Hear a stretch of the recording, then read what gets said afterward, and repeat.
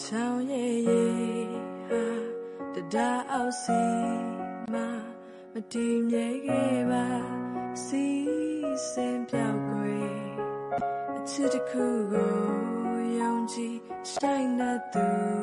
ရင်မှာမျောမှန်သမျှတွေအကုန်လုံးမှားခဲ့ပြီနေပြောစရာချိန်တွေကုန်သွားတဲ့ဘဝမှာဟန်ဆောင်နိုင်သူရဲ့ပြန်ပြီးတွေ့တဲ့ချိန်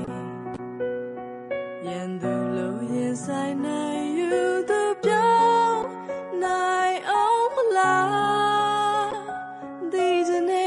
အရာရာရှုံးပေးလိုက်ပြီးဘဝမှာကွယ်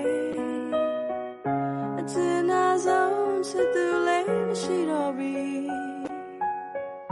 အရာရာဆုံးရှုံးခဲ့ပြီချစ်